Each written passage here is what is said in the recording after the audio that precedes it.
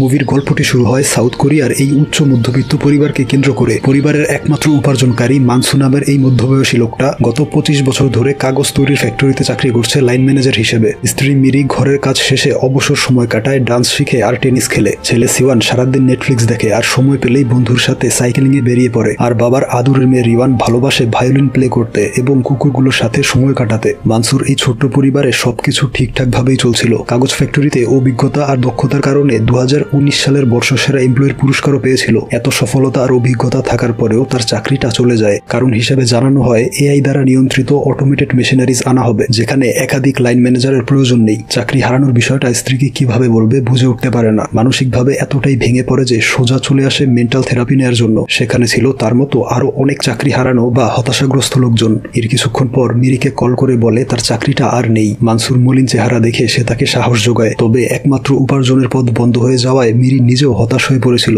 এই অবস্থা দেখে তাকে সান্ত্বনা জানায় তার এক ডক্টর বন্ধু। এরপর মানসুর সামান্য বেতনে এক সুপার শপে চাকরি করত। এভাবে কয়েক মাস কেটে যায়। একদিন তার এক বন্ধু জানায় তাদের কোম্পানিতে লাইন ম্যানেজার নিয়োগ দেওয়া হবে। মানসুকে এখনই আসতে হবে ইন্টারভিউ দেওয়ার জন্য। কিন্তু সুপার শপের ম্যানেজার জানায় এখন কাজ রেখে চলে গেলে এখানের চাকরিটা হারাতে হবে। মানসু তখনই সেই চাকরি ছেড়ে চলে যায় ইন্টারভিউ দিতে। সে কনফিডেন্ট ছিল 25 বছরের অভিজ্ঞতা বিফলে যাবে না, নিশ্চয়ই চাকরিটা হয়ে যাবে। তবে ওভার কনফিডেন্স আর নতুন টেকনোলজি সম্পর্কে জ্ঞান না থাকায় তার চাকরিটা হয় না। তার বন্ধু বলে তোমাকে মুন পেপার ইন্ডাস্ট্রির মতো কোনো কোম্পানিতে ট্রাই করা উচিত। তারা এখনো পুরনো মেশিনারি ব্যবহার করে এবং জাপানিজ আর কোরিয়ান যৌথ মালিকানা হওয়ায় অগ্রাধিকার পাবে, কারণ তুমি জাপানিজ ভাষা ভালো পারো। সেখানে ইন্টারভিউ দিতে এসেছিল কোবিয়ং নামের এই লোকটাও। তারও অতীত আর বর্তমান অবস্থা একদম মানসুর মতোই। আর এদিকে মিরি দেখে ব্যাংক লোন পরিশোধ করার নোটিশ এসেছে। মূলত ব্যাংক থেকে হোম লোন নিয়ে তারা এই বাড়িটা কিনেছিল। লোন পরিশোধ না করলে বাড়িটা হারাতে হবে। এরপর মানসু বাড়ি ফিরে মুন পেপার কোম্পানির লাইন ম্যানেজার চুইয়ের ভিডিও দেখে। সে তার চেয়ে ইয়াং আর স্মার্ট। তারপর মিরি জানায় একটা সুসংবাদ আর কয়েকটা দুঃসংবাদ আছে। সুসংবাদ হলো সে পার্ট টাইম জব পেয়েছে, আর দুঃসংবাদ হলো খরচ কমাতে অনেক কিছু বিক্রি করতে হবে,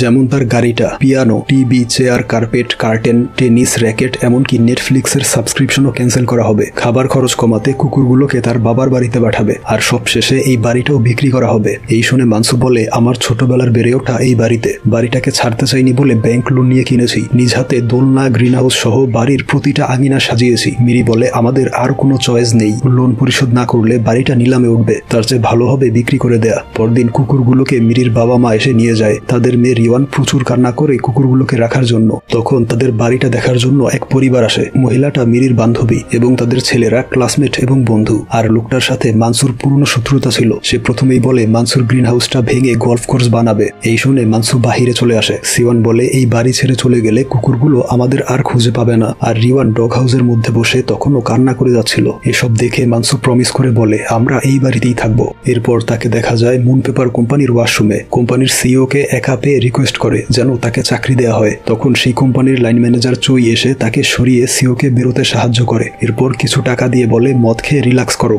দেখা যায় সে বারে বসে চুইয়ের ইনস্টাগ্রাম আইডির ভিডিও দেখে। বুঝতে পারে চুইয়ের পছন্দের দুটো জিনিস হচ্ছে বারবিকিউ পার্টি আর ড্রিঙ্কস করা। তবে তার তেমন কোনো বন্ধু বা পার্টনার নেই, তাই সবসময় একাই থাকে। তখন মিরি কল করে দেখে মানসু বারে বসে আছে, তাই তাকে বাড়ি ফিরে আসতে বলে। মানসু তখনও চুইয়ের ভিডিও দেখে যাচ্ছিল। বলে এ হচ্ছে জাপানিজ মালিকানাধীন কোম্পানি মুন পেপারের লাইন ম্যানেজার। বর্তমানে এই কোম্পানিটা সেরা। মিরি বলে এই চাকরিটা তোমার জন্য পারফেক্ট হতো। লোকটার উচিত মারা যাওয়া বা নিখোঁজ হয়ে যাওয়া, তাহলে চাকরিটা তুমি পেয়ে যাবে। এই শুনে মানসুর হাসি মলিন হয়ে চিন্তায় পড়ে যায়। পরদিন সে চুইকে ফলো করতে শুরু করে। এক পর্যায়ে তাকে আর খুঁজে পায় না। দেখে সে বিল্ডিং এর এক কোনায় দাঁড়িয়ে ফোনে কথা বলছে। এই দেখে মুখ লুকিয়ে চলে আসে ওই বিল্ডিং এর ছাদে। কিনারায় দাঁড়িয়ে দেখে চুই ঠিক নিচে দাঁড়িয়ে কথা বলছে। তার একটা ভয়ঙ্কর আইডিয়া মাথায় চলে আসে। ফুলের টব মাথায় ফেলে লোকটাকে মেরে ফেলবে। তাই সবচেয়ে বড় আর ভারী টপটা তুলে নেয়। ঠিক যখন তার মাথায় ছাড়বে তখন বাড়ির মালকিন চলে আসায় টপটা নিচে রেখে দেয়। আর ভাবে চুইকে মেরে ফেললেও চাকরিটা সে পাবে এর নিশ্চয়তা নেই, কারণ তার চেয়ে অভিজ্ঞ লোকজন চাকরিটার জন্য আবেদন করবে। তাই তাকে অন্য প্ল্যান করতে হবে। প্রথমে সে কয়েকজন বেকার অভিজ্ঞ লাইন ম্যানেজারের কাছে চিঠি পাঠায়। জানায় তাদের নতুন পেপার কোম্পানি, যার নাম রেড পেপার, সেখানে অভিজ্ঞ লোকের প্রয়োজন। সবাই যেন বিস্তারিত তথ্য সহ সিভি পাঠায়। এভাবে সবার সিভি কালেক্ট করে। তারপর অনেক যাচাই বাছাই আর হিসেব করে বুঝতে পারে তার চেয়ে যোগ্যতা সম্পন্ন দুইজন ক্যান্ডিডেট রয়েছে, কোবিয়ম এবং সিওনজে। এই দুজনকে মেরে সবশেষে চুইকে মারলেই তার চাকরির রাস্তা একদম পরিষ্কার। তাই নিজের পিস্তলটা নিয়ে সেই জায়গায় খেলনা পিস্তল রেখে দেয়, যাতে তার স্ত্রী বুঝতে না পারে।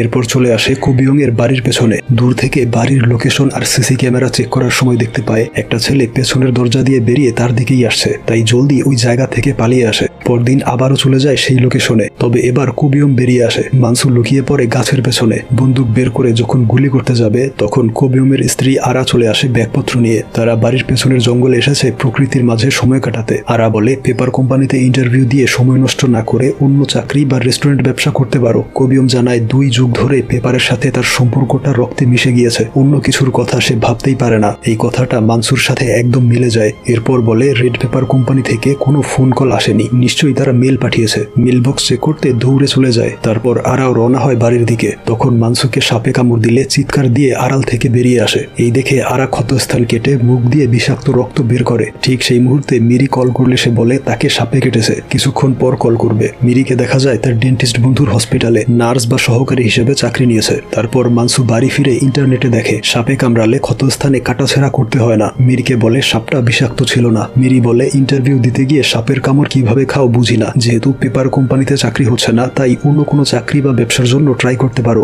আসলে ইন্টারভিউর কথা বলে বাড়ি থেকে বের হয়ে যেসব প্ল্যান আর গোয়েন্দাগিরি করছে তার কিছুই মিরি জানতো না। মানসু কবিয়মের মতো একইভাবে বলে 25 বছর ধরে পেপারের সাথে তার সম্পর্কটা রক্তে মিশে গিয়েছে। অন্য চাকরি বা ব্যবসার কথা সে ভাবতেই পারে না। এরপর তারা ডান্স প্র্যাকটিস শুরু করে। কয়েকদিন পর এক কসপ্লে পার্টিতে অংশগ্রহণ করবে। পরদিন মিরি তাকে নিজ হাতে টাই পরিয়ে ভালোভাবে ইন্টারভিউ দিতে বলে আর মানসু চলে আসে তার প্ল্যান সফল করতে। কবিয়মকে মারতে তার বাড়িতে ঢুকে পড়ে, কিন্তু কবিয়ম বাড়ি ছিল না, তার স্ত্রী অন্য একটা ছেলের সাথে ছিল। মানসু বুঝতে পারে ওই দিন যে ছেলেটাকে পেছনের দরজা দিয়ে বের হতে দেখেছিল তার সাথে পরকীয়া প্রেমে জড়িয়ে পড়েছে আরা। তাই সে বেরিয়ে চলে আসে। কিছু দূর আসতেই দেখতে পায় কবিয়ম বাড়ির দিকে যাচ্ছে। সেও গাড়ি ঘুরিয়ে আবারও সেই বাড়ির সামনে চলে আসে। কবিয়ম ঘরে ঢোকার আগেই তাকে কল করে বাহিরে থাকতে বলে, কারণ হিসেবে বলে বাহিরে নাকি নেটওয়ার্ক ভালো, কথা স্পষ্ট শোনা যায়। আসলে মানসু তাকে মারতে চাইলেও তার মন ভাঙতে চায় না, কারণ ঘরে ঢুকলেই তার স্ত্রীর অপকর্ম দেখতে পাবে। তাকে বিভিন্ন কথা বলে বাহিরে ব্যস্ত রাখে। বলে আজকেই আপনার ইন্টারভিউ নেওয়া হবে। এই শুনে সে ভালো ড্রেস পরার জন্য ঘরের মধ্যে ঢোকে। তার কয়েক সেকেন্ড পর বেরিয়ে এসে মাটিতে গড়াগড়ি খায়। তারপর এক বন্ধুকে কল করে বলে এতদিন তার স্ত্রী মানা করলেও এখন পারমিশন দিয়েছে মদ খাওয়ার, তাই এখন থেকে ড্রিঙ্কস শুরু করবে। এই বলে সে বেরিয়ে পড়ে আর মানসু চলে আসে তার স্ত্রীকে পিক করতে। সেখানে মিরির ডক্টর বন্ধু তার মেয়ের পিয়ানোটা নিজে গাড়িতে তুলে দেয়। মিরিকে গাড়ির দরজা খুলে দেয়। মানসু গাড়িতে বসে খেয়ে আবর্জনা ফেলেনি, সেগুলো ফেলতে গেলে লোকটা তার হাত থেকে নিয়ে নেয়।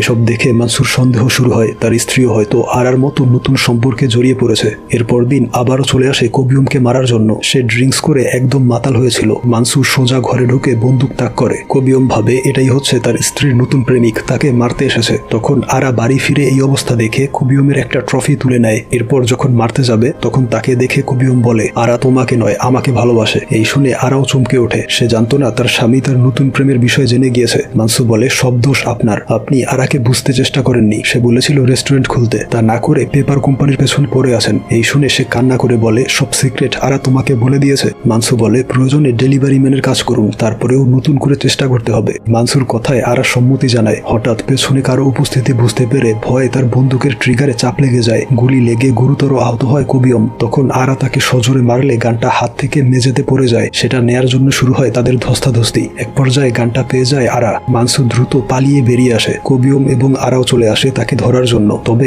আরা তার স্বামীকে গুলি করে দেয়। বলে তোমার চাকরি চলে যাওয়া কোনো সমস্যা ছিল না, সমস্যা হচ্ছে তুমি জানো না কিভাবে সমস্যার মোকাবেলা করতে হয়। তখন তার চোখ পড়ে মানসুর দিকে এবং তাকেও মারার জন্য তাড়া করে। সে কোনো রকমে দৌড়ে গাড়িতে উঠে পালিয়ে যায়। ফোন চেক করে দেখে মিরি 10টা কল দিয়েছে। কল ব্যাক করলে সে আর রিসিভ করে না। তাই সিওয়ানকে কল করে জানতে পারে তার মা গিয়েছে কসপ্লে ডান্স পার্টিতে। আজকের পার্টির কথা তার মনেই ছিল না। দেখা যায় সিওয়ান তার বন্ধুর সাথে বসে মোবাইল ফোনের প্রাইস দেখে আর একটা পরিকল্পনা করে। এইদিকে মানসু তার ড্রেস আপ করে পার্টিতে চলে আসে। দেখে মিরি তার ডক্টর বন্ধুর সাথে ডান্স করছে। এই দেখে সে রেগে বেরিয়ে যায়। চলে আসে কবিয়মের বাড়ির সামনে, কারণ তার বন্দুকটা উদ্ধার করতে হবে। দেখে আরা এবং তার বয়ফ্রেন্ড কবিয়মের লাশটা এবং বন্দুকটা মাটিতে পুঁতে রাখছে। তারা চলে গেলে মানসু আবারও মাটি খুঁড়ে তার গানটা উদ্ধার করে। এরপর রাতের বেলা মিরি বাড়ি ফিরে দেখে মানসু ড্রিঙ্কস করে মাতাল হয়ে আছে। মানসু জিজ্ঞেস করে ডক্টরের সাথে তার অবৈধ সম্পর্ক আছে কিনা। এই নিয়ে তাদের ব্যাপক ঝগড়া হয়। শেষমেশ বুঝতে পারে তার স্ত্রীকে নিয়ে ভুল ধারণা করেছিল। মিরি বলে তোমাকে নিয়েও সন্দেহ করতে পারি। প্রতিদিন কয়েক হাজার কিলোমিটার গাড়ি চালিয়ে কোথায় যাও? গাড়িতে রাবারের জুতো, রেইনকোট সহ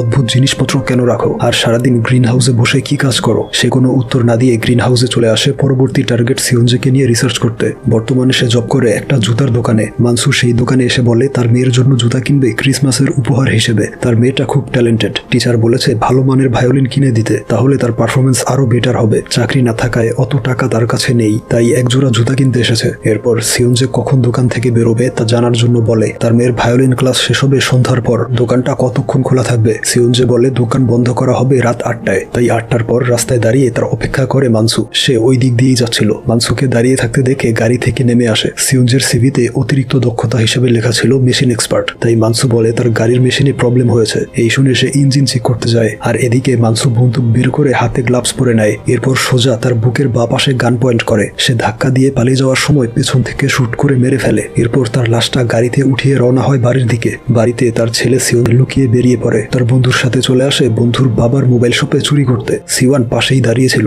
সব কাজ করছিল তার বন্ধু। এরপর তাদেরকে পুলিশ তাড়া করে। সে কোনো রকমে পালিয়ে আসলেও তার বন্ধু ধরা পড়ে যায়। আর এদিকে মানসু তার বাড়ির পেছনে গর্ত খুঁড়ে লাশটাকে পুঁতে রাখার জন্য সারা রাত গর্ত খুঁড়ে ওইখানেই ঘুমিয়ে পড়ে। চোখ খুলে দেখে মিরি তাকে ঘরে নিয়ে এসেছিল। মিরি জানায় বাহিরে পুলিশ এসেছে। সে হাত জোর করে বলে সে অপরাধী, তবে পুলিশ এসেছিল চুরির অপরাধে তার ছেলেকে ধরতে। তখন সে লক্ষ্য করে লাশের কাপড়টা বেরিয়ে আছে। এই দেখে দৌড়ে গিয়ে তার সামনে দাঁড়িয়ে থাকে। এরপর তারা রওনা হয় থানার দিকে। মিরি বলে এই চুরির আইডিয়াটা নিশ্চয়ই তার ওই বন্ধু দিয়েছিল, কারণ শোরুমটা ছিল ওই ছেলের বাবার। তবে এসব কথা মানসুর মাথায় ঢুকছিল না। তার টেনশন ছিল গাড়িতে থাকা লাশটাকে নিয়ে। এরপর সিওয়ানকে যখন কোর্টে নিয়ে যাচ্ছিল তখন বলে সব দোষ তোমার বন্ধুর। ক্রাইম করতে কতটা ভয় আর একা লাগে তা আমি জানি। এই কারণে সে তোমাকে সঙ্গী হিসেবে সাথে নিয়েছে। তাই তুমি নিরপরাধ। সিওয়ান বলে আমারও সম্মতি ছিল, আমিও অপরাধী। মানসু বলে নিজের অস্তিত্ব টিকিয়ে রাখতে অন্যের কথা চিন্তা করতে হয় না, ঠিক আমার বাবার মতো। ভিয়েতনাম যুদ্ধে শত্রুদের মেরেছিল বলেই সে বেঁচেছিল, আর সাহসিকতার উপহার হিসেবে পেয়েছিল সেই পিস্তলটা। তখন মিরি এসে দেখে সে ছেলেকে এসব অদ্ভুত কথাবার্তা বলছে। দেখা যায় সেখানে ওই লোকটাও এসেছিল, যার ছেলের সাথে মিলে তার দোকান চুরি করেছিল। মানসু বলে তোমার ছেলে সিসিটিভি ক্যামেরা বন্ধ করে তোমার নিজের দোকানে চুরি করেছে। সিওয়ান শুধু পাশে দাঁড়িয়েছিল, তবে সে একটা ক্যামেরা বন্ধ করতে ভুলে গিয়েছে। সেটা চেক করে দেখেছি রাতের বেলা সেই দোকানটা ব্যবহার করো মেয়েদের নিয়ে ফুর্তি করার জন্য। এই কথা তোমার স্ত্রীর কানে যাওয়ার আগে সিওয়ানের কেসটা তুলে নাও। এরপর ছেলেকে নিয়ে বাড়ি ফিরে আসে। সিলিং এর উপর চুরি করা অনেকগুলো ফোন খুঁজে পায়। আরো পায় একটা সিগারেটের প্যাকেট। সেটা নিজের কাছে লুকিয়ে রাখে। মিরি বলে ফোনগুলো কি ফিরিয়ে দেওয়া উচিত না? মানসু বলে না, মাটি চাপা দিয়ে সব প্রমাণ অদৃশ্য করে ফেলবো। তারপর মাটি চাপা দিয়ে একটা গাছ লাগিয়ে দেয়। সিওয়ান বলে শুনেছি দাদা নাকি এই বাড়িতে সুইসাইড করেছিল। মানসু বলে গ্রিন হাউসের এই জায়গাটায় আগে ছিল তোমার দাদার শুকুরের ফার্ম। মরণব্যাধি রোগে সব শুকুর মারা যায়। বাড়ির আশেপাশে গর্ত করে সেগুলোকে পুঁতে রাখে। এ কারণেই আমাদের জমিটা এত উর্বর। আর সে মারা গিয়েছিল ওই একই রোগে আক্রান্ত হয়ে। এই বলে সে সিগারেটের প্যাকেটটা দিয়ে বলে তোমার মাকে কিছু বলিনি। এরপর রাতের বেলা ধূমপান করার জন্য সিওয়ান উঠে পড়ে বাড়ির ছাদে। নিচে শব্দ পেয়ে উকি দিয়ে দেখে তার বাবা গ্রিন হাউসের মধ্যে কিছু একটা করছে। দেখা যায় সে সিওনজের লাশটাকে কাটার চেষ্টা করছিল, তবে সাহস না পেয়ে বস্তাবন্ধি করে মাটিতে পুঁতে রাখে আর তার উপর একটা আপেল গাছ লাগিয়ে দেয়। এরপর দিন দুজন ডিটেকটিভ বা গোয়েন্দা অফিসার আসে তার বাড়িতে। তাকে কোবিয়ম আর সিওনজের ছবি দেখিয়ে বলে এরা দুজন নিখোঁজ। আপনারা তিনজন একই কোম্পানিতে ইন্টারভিউ দিয়েছিলেন, তাই জানতে এসেছি এদের সম্পর্কে কিছু জানেন কিনা। মানসু বলে আমি ওনাদের চিনি না, আর ওই ইন্টারভিউতে আমাকে রিজেক্ট করা হয়েছিল। আমার বন্ধু হচ্ছে সেই কোম্পানির উচ্চপদস্থ কর্মকর্তা, তার সুপারিশের পরেও চাকরিটা হয়নি। তারা বলে ক্রাইম স্পটে সিওনজের মোবাইল ফোন পেয়েছিলাম। সেই কোম্পানি থেকে কল করে বলেছিল সিওনজের চাকরিটা হয়ে গিয়েছে। তারা নাকি প্রথমে কোবিয়মকে সিলেক্ট করেছিল, তবে তার মোবাইল ফোন বন্ধ থাকায় সিওনজেকে সিলেক্ট করেছে। সেখান থেকে আমরা কোবিয়মের বিষয়ে জানতে পারি যে সেও নিখোঁজ, আর সিওনজের কন্ট্যাক্ট লিস্টে কোবিয়মের নাম্বারটাও ছিল। এর মানে তাদের উধাও হওয়ার পিছনে নির্দিষ্ট একটা কারণ রয়েছে, এবং সেই স্পটে একটা বুলেটের খোসাও পাওয়া গিয়েছিল। এই ধরনের বুলেট ব্যবহার করা হয় যুদ্ধের সময়কার পুরনো হ্যান্ডগানে। এই শুনে মিরি অবাক হয়ে যায়, কারণ ওই একই ধরনের বন্দুক মানসুর কাছেও ছিল। এরপর তারা যাওয়ার সময় সতর্ক করে যায়, বলে অপরাধীকে না ধরা পর্যন্ত আপনিও সতর্ক থাকবেন, কারণ আপনাদের জব প্রোফাইল সেম। বলা যায় না, হয়তো পরবর্তী টার্গেট আপনি। সে দেখে তার মেয়েটা আজও ডগ হাউসে শুয়ে কান্না করছে। মেয়েকে তুলে নিয়ে বলে খুব শীঘ্রই তাদের ফিরিয়ে আনবো। আর এই সব কিছুতে সন্দেহ বাড়ছিল মিরির। এবার মানসুর শেষ টার্গেট চুই। সে বাড়ি ফেরার পথে মানসু হঠাৎ গাড়ির সামনে এসে দাঁড়ায়। সে তাকে দেখেই চিনে ফেলে, বলে তুমি তো সেই লোকটা যে ওয়াশরুমের মধ্যে বসের পা ধরেছিলে। মানসু বলে আমি নিয়মিত আপনার ইনস্টাগ্রাম ভিডিও দেখি, আপনার কর্মজীবন আর লাইফস্টাইল দেখে খুব হিংসে হয়। চুই বলে তুমি তো দেখছি আমার ভক্ত। মানসু বলে এজন্যই এসেছি একসাথে ড্রিঙ্কস করতে। যেহেতু চুইয়ের কোনো বন্ধু ছিল না, তাই তাকে বাড়িতে আসতে বলে। দেখা যায় তাকে একের পর এক ড্রিঙ্কস বানিয়ে দেয়, তবে নিজে ড্রিঙ্ক করে না, খাওয়ার অভিনয় করে টেবিলের নিচে বাটির মধ্যে ফেলে। মদ খেয়ে চুই একদম মাতাল হয়ে যায়। জানায় তার একজন সহকারী ম্যানেজার প্রয়োজন, অত কাজ একা সামাল দিতে পারে না। এই শুনে মানসু বলে তাহলে কোম্পানিকে বলুন আমাকে হায়ার করে আপনার সহকারী বানাতে। আমার অভিজ্ঞতা আর মেধা কাজে লাগিয়ে আপনাকে সাহায্য করব। চুই জানায় কোম্পানি কখনোই রাজি হবে না। আরেকজন ম্যানেজার রাখা মানে কোম্পানির বাড়তি খরচ। তাদের পরিশ্রম করিয়ে রক্ত পানি করে ফেলবে, তারপরেও এক্সট্রা এমপ্লয়ি নিয়োগ করবে না। মানসু বলে একদম ঠিক বলেছেন। 25 বছর হাড় ভাঙা পরিশ্রম করেও তাদের মনে জায়গা করতে পারেনি। আমাকে ছাঁটাই করতে 1 মিনিটও ভাবলো না আমার কোম্পানি। ওইদিকে বাড়িতে সিওয়ান তার মাকে বলে গতরাতে তার বাবা লুকিয়ে কিছু একটা মাটিতে পুঁতে রেখেছে। এই শুনে মিরি মিরির সন্দেহ আরো বেড়ে যায়। আলমারিতে দেখে তার শ্বশুরের বন্দুকের জায়গায় একটা খেলনা বন্দুক রাখা ছিল। বুঝে যায় তার স্বামী অপরাধে জড়িয়ে পড়েছে। এইদিকে মানসুর মদটা শেষ হয়ে গেলে চুই ফ্রিজ থেকে আরো মদ নিয়ে আসে এবং গ্লাসে ঢেলে মানসুকে দিয়ে ড্রিঙ্ক করতে বলে। এবার না খেয়ে আর কোনো উপায় ছিল না, একবারে পুরোটা শেষ করে সেও মাতাল হয়ে যায়। অনেকদিন ধরে তার একটা দাঁতে প্রচন্ড ব্যথা করছিল, প্লায়ার্স দিয়ে দাঁতটা উপড়ে ফেলে। এখানে মানসুর একটা মানসিক বিষয় ফুটিয়ে তোলা হয়েছে, তা হচ্ছে তার সামনে কোনো বাধা বিপত্তি আসলে তা উপড়ে ফেলবে। আর এখন তার শেষ বাধা হচ্ছে এই লোকটা, তাই তাকে শেষ করার জন্য বারবিকিউ করবে বলে বাহিরে আনে। এরপর গর্ত খুঁড়ে গলা অব্দি পুঁতে ফেলে। অপরদিকে মিরি সত্য জানার জন্য সেই আপেল গাছের গর্তটা খুঁড়ে ফেলে আর শেষমেশ বুঝতে পারে তার স্বামী এখানে একটা মানুষ পুঁতে রেখেছে। এরপর মানসুকে ফোন করলে সে বলে, আমি মুন পেপার কোম্পানির লাইন ম্যানেজারের সাথে দেখা করতে এসেছি, খুব শীঘ্রই আমার চাকরিটা হয়ে যাবে। এই শুনে মিরি তার উদ্দেশ্য বুঝতে পেরে বলে, এখনই সেখান থেকে ফিরে এসো, তুমি গ্রিন হাউসে সারাদিন গার্ডেনিং করতে, প্রয়োজনে সেটাকেই পেশা হিসেবে নিও। মানসু বলে, এটাই আমার শেষ ইন্টারভিউ, মনে করো এতদিন আমি গর্ত খুঁড়েছি আর আজ সময় এসেছে গাছ রোপণ করার, এখানে থেমে গেলে সমস্ত প্ল্যান ভেস্তে যাবে। তার এসব কথা শুনে মিরি বুঝতে পারে তার স্বামী মুন পেপারের ম্যানেজারকে মেরে সেই কোম্পানিতে চাকরি নেবে। এরপর ছেলেকে নিয়ে আসে সেই আপেল গাছের সামনে, বলে, আমি মাটি খুঁড়ে দেখেছি, তোমার বাবা এখানে একটা শুকর পুঁতে রেখেছে যাতে মাটি উর্বর হয়ে আপেল গাছটা বড় হতে পারে। মায়ের এই কথা সে বিশ্বাস করে নেয়। আর এদিকে মানসু তার কাজ কমপ্লিট করে, তবে প্ল্যান কিছুটা চেঞ্জ হয়, তাকে পুঁতে না রেখে ঘরে এনে রাখে আর এমন ভাবে সব সেট আপ করে যেন মনে হয় সে অতিরিক্ত ড্রিঙ্কস করে মারা গিয়েছে। এরপর সেখানের সমস্ত প্রমাণ মুছে বাড়ি ফিরে আসে। মিরিকে দাঁত দেখিয়ে বলে, সমস্যাটা উপরে ফেলেছি। এরপর মুন পেপার কোম্পানিতে যায় ইন্টারভিউ দিতে, কারণ তাদের লাইন ম্যানেজার চই মারা গিয়েছে। তারা জানায় অভিজ্ঞতা আর দক্ষতায় মানসু হচ্ছে সবচেয়ে যোগ্য প্রার্থী, তাই চাকরিটা তাকে দেয়া হলো। তারপর মিরি বাচ্চাদের নিয়ে যায় কুকুরগুলোকে ফিরিয়ে আনতে। এরপর আবারও গোয়েন্দারা এসে জানায় কোবিয়ম আর সিয়নজে দুজনই ছিল দুইটা বড় পেপার কোম্পানির অভিজ্ঞ লাইন ম্যানেজার। তারা দুজনই টেন্ডারবাজি আর অবৈধ নিলামের সাথে জড়িত ছিল, যার প্রমাণ পাওয়া যায় এই ছবি থেকে। কোবিয়মের পেছনেই ছিল সিয়নজে। এই অপরাধের কারণেই তাদের চাকরি চলে যায় আর এই নিয়ে তাদের দুজনের মধ্যে দ্বন্দ্ব শুরু হয়েছিল। কোবিয়ম হয়তো সিয়নজেকে মেরে উধাও হয়ে গিয়েছে। তার স্ত্রী আরা বলেছে কোবিয়মের একটা অবৈধ বন্দুক ছিল, বন্দুকটা দেখতে কেমন তার ছবিও শনাক্ত করেছে। ওই একই মডেলের বন্দুকের গুলির খোসা পাওয়া গিয়েছিল সিয়নজের উধাও হওয়ার স্পটে। এই শুনে মানসু যেন প্রাণ ফিরে পায়, বুঝতে পারে আরা তার নিজের অপরাধ লুকানোর জন্য মানসুর বন্দুকটাকে তার স্বামীর বন্দুক বলেছে। আরো বলেছে তার স্বামীর সাথে সিয়নজের শত্রুতা থাকার কারণে তার স্বামী সিয়নজেকে মেরে পালিয়েছে। এরপর দেখা যায় চাকরির প্রথম দিনে যাওয়ার সময় মানসু মিরিকে বলে, তুমি আবারও টেনিস ক্লাবে জয়েন করো। এবার মিরি বলে, এসব অপ্রয়োজনীয় খরচ আর করব না, সেই টাকা জমাবো, বিপদের সময় কাজে দিবে। তখন মেয়ে রিওয়ান কুকুরগুলোকে নিয়ে ওই আপেল গাছের পাশে খেলছিল। এই দেখে মিরি সেখান থেকে চলে আসতে বলে। আর সবশেষে দেখা যায় মানসু চাকরিতে জয়েন করেছে। আর এখানেই মুভিটির সমাপ্তি ঘটে।